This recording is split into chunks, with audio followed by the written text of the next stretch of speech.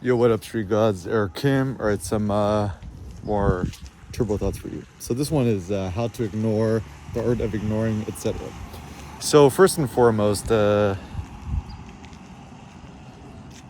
ignore means not score, nor knowledge. To ignore means to have not knowledge. And same word as ignorant, right?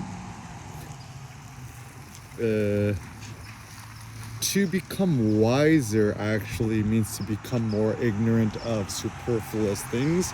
Also, in terms of a knowledge wisdom thing, via negativa Nassim Taleb, to become more knowledgeable means to subtract folly, to subtract silly, conspiracy theories.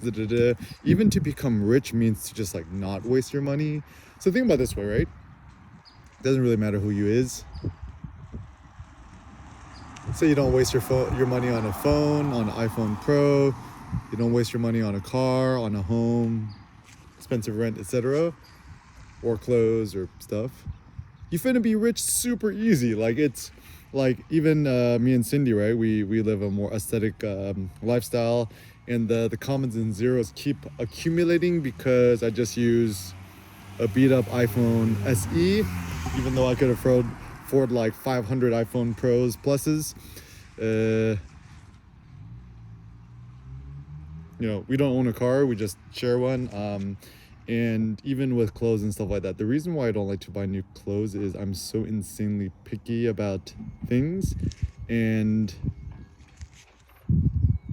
actually, the good thing about being kind of more elitist in this sense or picky is that if you're insanely picky, you just never buy nothing because nothing's ever good enough for you. But anyways, so to be ignorant is a skill, and also I think it's a practice. Honestly, every time you see something you want to see and you decide to ignore it, you're actually building willpower. To build willpower isn't to just like self-flagellate yourself and whip yourself to do something more. It's actually to force yourself to ignore something. So it's like you see a notification, shield your eyes and just like clear all the messages. Simple things like don't use text messaging. Text messaging is ineffective and a bad waste of your time. If you really need to call somebody, do a voice phone call, right? Or better yet, FaceTime them. Even a pro tip, something I've done on my phone is I disabled all notifications besides FaceTime. So if somebody really, really need to contact me through FaceTime, I pick up. And it just becomes a more effective filter. Also, another pro tip, do not have Gmail email installed on your phone. If you really need it, just do it on your laptop or your desktop, whatever. It's like a quadrillion times more efficient. If you found yourself like waiting in line for the bathroom and opening up the Gmail app and scrolling it, even though you did it like 50 times like 2 seconds ago, use gotta reconsider, right? And yeah, just have no social media apps on your phone. Like, don't even have the YouTube app on your phone. I don't. The only things that I have on my phone is like ZenBrush 2, Procreate, GarageBand. Sen loves GarageBand on the iPhone. No YouTube app, Safari. That's like pretty much it. Google Maps, Apple Maps, whatever to navigate. And I've actually found my best gains in productivity that the more I use my iPad Pro, like I'm doing this in the 720p, 30 FPS, ultra wide mode. I'm actually staring at the iPad text and the Apple logo right now, so I'm holding it 2 hands facing the other way. The less I use my iPhone, just keep it in a corner, the more I use my iPad, actually the more productive I am. Also once again, it's just kind of a mindset and a thing too, is that like, it's so easy to gossip about other people or talk about other people. I think it's best to ignore whenever people just talk about somebody else. Maybe the best response is go, and just nod your head and just don't add fuel to the fire, even though you want to.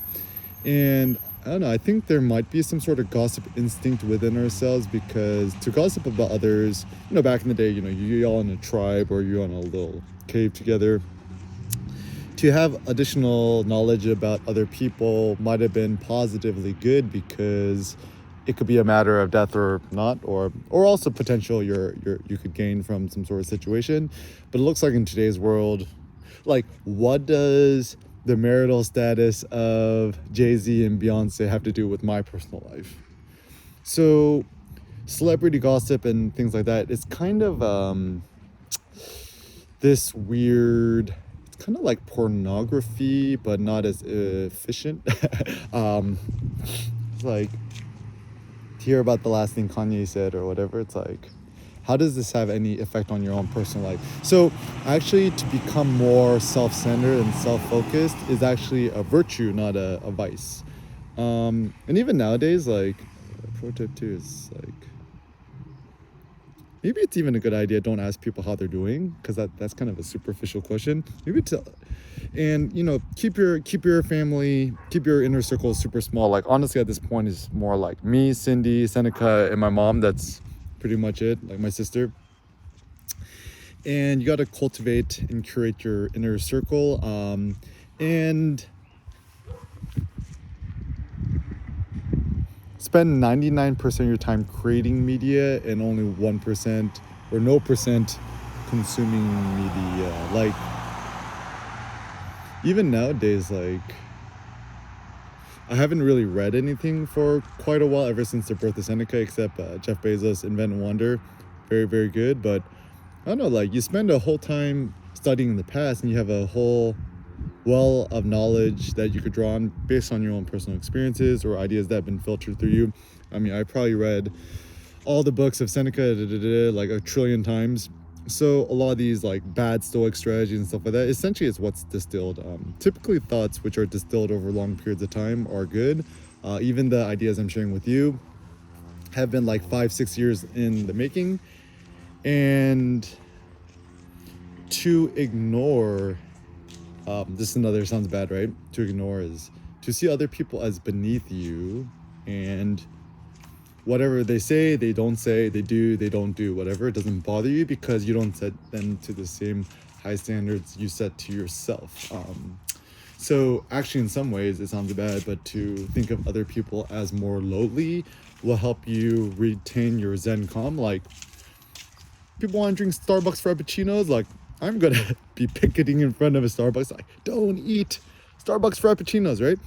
What I could do is I could change how I live my life, and don't be naysayers to other people. Like, go to a family function, right? Everyone's eating cake, right? I'm not like telling other people don't eat cake. I'm just like, I just don't eat cake, and people are like, you want to eat some cake? I'm like, no, I'm good. Is that, or no, thank you. And that's it, right? And you'll learn you can actually influence other people more through acts of omission, through what you don't do, and not by trying to proselytize other people. This is actually one thing I realized.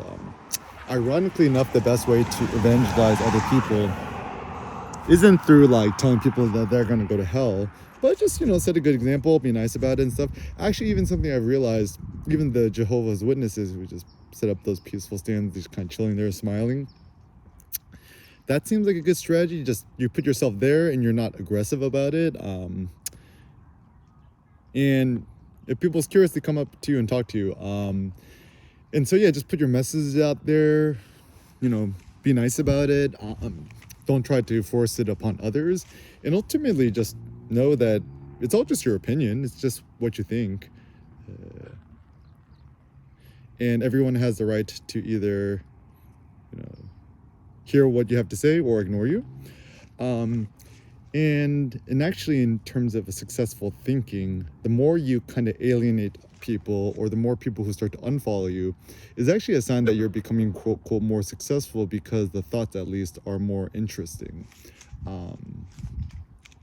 And you know that you're being successful once people start writing producing documentaries on like why the person is so weird. Like, I was at the gym the other day and I saw there's like some new weird documentary. It's like what happened to Kanye West, and you have all these like random people talking. So I once knew Kanye went so it's kind of interesting, because even though people might be thinking that Kanye is going downhill, in some ways he's actually going uphill, because once again, once you have outside commentators asking about him or talking about him, it tends to be a good thing. I mean, honestly, at the end of the day, all press is good press. And the question is whether you could weather the storm. Honestly, ignorance tends to be bliss. I think even George Lucas, after he sold Star Wars or whatever, dude doesn't have a phone, doesn't have any, doesn't even have an email, and so he doesn't go on the internet. So all the people who criticize him on the internet, he's not exposed to it. And it's funny because even his biggest critics, when they meet him in the flesh, they're gonna be essentially like super fanboying over him. So with critics in the internet and anonymous internet trolls, it tends to be like, it's better to meet your critics in the flesh. And then most people actually tend to be quite even-headed about things. Like, even I've met some of my biggest critics in the flesh. Most people tend to be good people, right? They got a kid or kids, and they got a loving family and stuff like that.